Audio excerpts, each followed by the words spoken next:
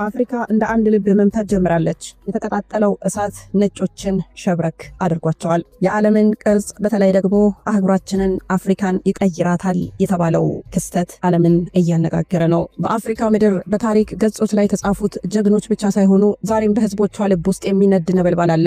ከነዚህ ጀግኖች መካከል ኢብራሂም ትራኦሬ የአፍሪካ ኩራትና ተስፋን የሚያንጸባርቅ ኮከብ ሆኖ ተከስቷል። እሱ እንደ ቶማስ ሳንካራ፣ እንደ ኳሚ ንኩሩማ፣ እንደ ፓትሪስ ሉሙምባ ያሉ የአፍሪካ መሪዎችን መንፈስ የተገኘበት ሰው ነው። የነጮች የበላይነትን ለመፋለም ለአፍሪካ ነጻነት ክብር የተነሳ የኢብራሂም ትግል የህዝቡን ልብ ያነቃ፣ በርካታ የግድያ ሙከራዎችን ያከሸፈ እናም ዛሬም በሚሊዮኖች ልብ እሳትን ያቀጣጠለ ሰው ነው።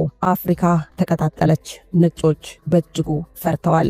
ሰላም፣ ጤና፣ ፍቅር፣ በረከት ተመኘንላችሁ ወደ ቤተሰቦቻችን በያላችሁበት የዓለም ዳርቻ ሁሉ እንደምንቆያችሁን እንደተለመደው በድንቅ ዝግጅት ተገናኝተናል። ይህ ድንቅ ዝግጅት አህጉራችንን አፍሪካን ኢትዮጵያንም ጨምሮ ማለት ነው የሚመለከት ነው። በጣም ልብ የሚያሞቅ መረጃ ነው ይዤላችሁ የመጣሁት። ቤተሰባችንን ያልተቀላቀላችሁ አድማጭ ተመልካቾቻችን ሰብስክራይብ አድርጉና የዶላር ምልክት ተጭናችሁ እኛን ተቀላቀሉ ስንል በአክብሮት እንጋብዛችኋለን። እንደተለመደው ደግሞ እስከ መጨረሻው አብራችሁን ትቆዩ ዘንድ በአክብሮት ነው የምንጠይቃችሁ። እንግዲህ አሁን አፍሪካችን ያለችበት ሁኔታ እየተቀየረ ነው ያለው። በተለይ ደግሞ ኢብራሂም ትራኦሬን ለመግደል ብዙ ሙከራዎች ከ21 ጊዜ በላይ የግድያ ሙከራ፣ የመንግስት ግልበጣም ሙከራ ተደርጎበት ነበር። አሁን ግን ህዝቡ በነቂስ ወጥቶ እሱን እየጠበቀ እንዳለ በጣም አስገራሚ የሆኑ መረጃዎች እየወጡ ናቸው። ለመሆኑ ይህ ሰው ማን ነው? ምንድን ነው በአፍሪካስ የተከናወነው የሚለውን ከእናንተ ጋር እንፈትሸዋለን። ሰናይ ቆይታ ይሆንላችሁ። አፍሪካውያን ዝንጀሮ ናቸው የሚለውን አፈ ታሪክ አፍርሰው የዓለምን ቅርጽ ቀይረዋል። ከሳይንስ እስከ ቴክኖሎጂ፣ ከጥንታዊ ቅርሶች እስከ ዘመናዊ ፈጠራዎች አፍሪካ ሁልጊዜ የፈጠራ ማዕከል ነበረች። ይህንን ታሪክ ለመረዳት የአፍሪካን ወጣቶች ጉጉት፣ የአፍሪካ ሴቶች ጥንካሬና የአፍሪካ ማህበረሰቦች ፍቅርን ማየት ብቻ በቂ ነው። ነገር ግን ለዘመናት አፍሪካ በተሳሳተ መንገድ ተገልጻለች። ዝንጀሮ ናቸው፣ ተፈጥረው አላለቁም የሚል አመለካከት በቀኝ ገዢዎችና በአንዳንድ የታሪክ ጸሐፊዎች እንደ ካንሰር የተቀመጠ ታሪክ ነው። ይህ አመለካከት የነጮች የበላይነትን ለማስፈንና የአፍሪካን ሀብት ለመቀማት የተነደፈ እቅድ አካል ነበረ። ነገር ግን አፍሪካውያን ይህንን ውሸት በእሳት ተቃውመውታል። እሳቱ አሁን ተቀጣጥሏል። አፍሪካ የሰው ልጅ መገኛ ነች። ከግዛት አክሱም እስከ ማሊ ኢምፓየር፣ ከታላቁ የዚምባብዌ መንግስት እስከ የሶንግሃይ ግዛት አፍሪካውያን የላቀ ባህል፣ ሳይንስና እውቀትን ፈጥረዋል። ይህ ቅርስ የአፍሪካን መንፈስ ሊያጠፋ የተሞከረውን የቀኝ ግዛት እቅድ እየሰባበረው ነው። አፍሪካውያን በተቃውሞ በፈጠራና በጽናት አረጋግጠዋል። እኛ የዓለም መሪዎች ነን፣ ተፈጥረን ብቻ ሳይሆን ፈጣሪዎችም ነን እያሉ ነው። ዛሬ አፍሪካ በቴክኖሎጂ ዓለምን እየቀየረች ነች። እንደ ኤምፓስ ያሉ ፈጠራዎች በኬንያ ተወልደው የዓለምን የፋይናንስ ስርዓት አብዮት ፈጥረዋል። ይህ የሞባይል ክፍያ ስርዓት በሚሊዮኖች የሚቆጠሩ ሰዎች ባንክ ሳይኖራቸው ገንዘብ እንዲዋሉ እንዲላላኩ አስችሏቸዋል። የኤምፓስ ተጠቃሚዎች በስልካቸው ገንዘብ ሲልኩ አፍሪካውያን የግድ ትዝ ይሉናል። በናይጄሪያ አንዴላ የተሰኘው የቴክ ኩባንያ በአፍሪካውያን ፕሮግራሞችን በማሰልጠን የዓለም የሶፍትዌር ኢንዱስትሪን እያሻሻለ ነው። በኢትዮጵያ የፀሐይ ኃይል ፕሮጀክት በገጠር አካባቢዎች መብራት እያበሩ ነው። እናም በደቡብ አፍሪካ ማርክ ሼልተርወርዝ የኡምቡቱ ሶፍትዌርን በመፍጠር የኮምፒውተር አሰራር ነፃ ተደራሽ አድርጎታል። አፍሪካውያን የሰሩትን ብንዘረዝር ሰዓት አይበቃንም። ከባህር ላይ በማንኪያ እንደ መጭለፍ ይሆናል። ወደ ተነሳንበት ርዕሰ ጉዳይ እንሄዳለን። አፍሪካና አፍሪካውያን፣ ታላቁን እሳት ያቀጣጠለው ኢብራሂም ትራኦሬ። በአፍሪካ ምድር በታሪክ ገጾች ላይ የተጻፉት ጀግኖች ብቻ ሳይሆኑ ዛሬም በህዝቦቿ ልብ ውስጥ የሚነድ ነበልባልን የለኮሱ አሉ። ከነዚህ ጀግኖች መካከል ኢብራሂም ትራኦሬ የአፍሪካን ኩራትና ተስፋን የሚያንጸባርቅ ኮከብ ሆኖ ተነስቷል። እሱ እንደ ቶማስ ሳንካራ፣ እንደ ኳሚ ንኩሩማ፣ እንደ ፓትሪስ ሉሙምባ ያሉ የአፍሪካ መሪዎችን መንፈስ የተገኘበት ወይ ደግሞ የተገናኘበት ሰው ነው። የነጮችን የበላይነት ለመፋለም እናም ለማፈራረስ ለአፍሪካ ነጻነትና ክብር የተነሳ የኢብራሂም ትግል የህዝቡን ልብ ያነቃ፣ የግድያ ሙከራዎችን ያከሸፈ እናም የመንግስቱን ግልበጣ በንቃት ተከታትሎ መና ያስቀረ ሰው ነው። ይህ በሚሊዮኖች የሚጠበቀው ታላቁ ራዕይ ነው። ኢብራሂም ትራኦሬ በተወለደበት ጊዜ አፍሪካ በቀኝ ገዢዎች እጅ ተፋግግ ነበረ። የነጮች የበላይነት እሳቤ መርዛቸው በህብረተሰብ ውስጥ ተሰራጭቶ የአፍሪካውያንን ኩራትና ማንነት ለማጥፋት ሞክሮ ነበረ። ነገር ግን እንደ ቶማስ ሳንካራ እናም ኢብራሂም የተወለደው ይህን መርዝ ለመቋቋም ነበረ።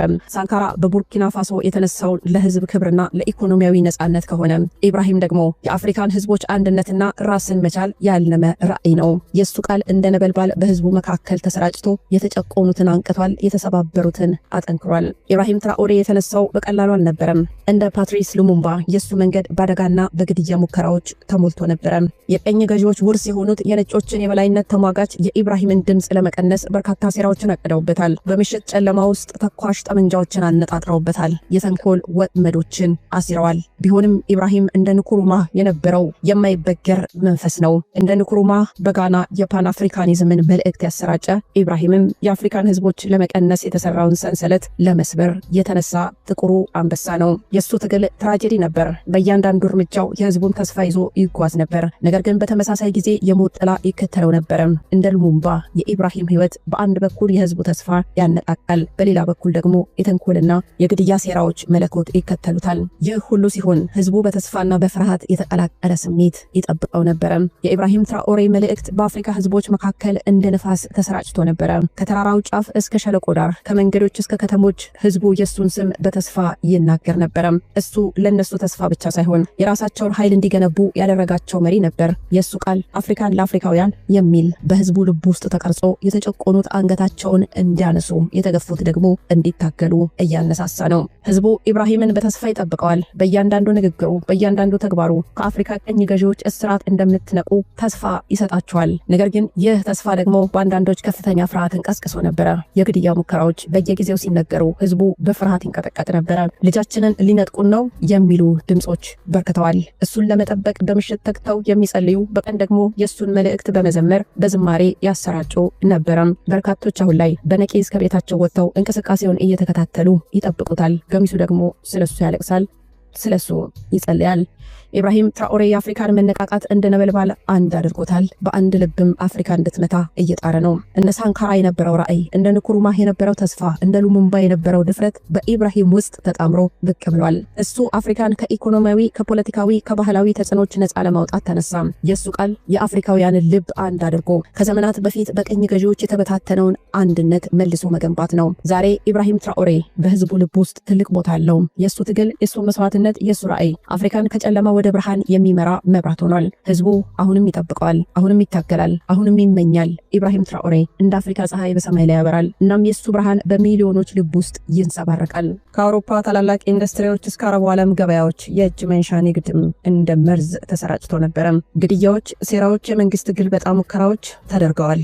ግን እነዚህ ሁሉ በአንድ ሰው ተሰበሩ። በኢብራሂም ትራኦሬ እምቢ አለ። እናም ፈተናውን ገጠመም። ይህ እንግዲህ የሱ ታሪክ ነው። ከአውሮፓ ወደቦች የጦር መሳሪያዎችና የልብስ ልባሽ ጨርቆች በመርከብ ተጭነው ወደ አፍሪካ ይጓዙ ነበረም። ከአረቡ ዓለም ሙሰኛ ነጋዴዎች የጦር መሳሪያና የገንዘብ ቃል ኪዳንን ይዘው ይመጡ ነበረም። እነዚህ የእጅ መንሻዎች አፍሪካን ለመቆጣጠር፣ ህዝቦችን ለመጨቆን እናም የቅኝ ግዛት ህልምን ለማጠንከር የተዘጋጁ ናቸው። ነገር ግን ኢብራሂም ትራኦሬ ይህንን አይቶ ዝም አላለም። በኩራት ተነሳ። እንዲህም አላቸው፣ ሀገሬ ቆሻሻ መጣያ አይደለችም። ልባሽ ጨርቆቻችሁን፣ የጦር መሳሪያዎቻችሁ እዚህ ቦታ የላቸው። ይህ ድምጽ እንደ ነጎድጓድ በድንገት እንደተሰማ በጣም አስደንጋጭ ነበረ። ከአውሮፓ የመጡ ባለስልጣናት ጆሮአቸውን ባለማመን በጣም ተደነቁ። ከአረቡ ዓለም የመጡ ነጋዴዎች ተንበረከኩ። ኢብራሂም የእጅ መንሻዎቻቸውን በአንድ ቃል ቆሻሻ መጣያ አይደለንም ሲል ሰባብረው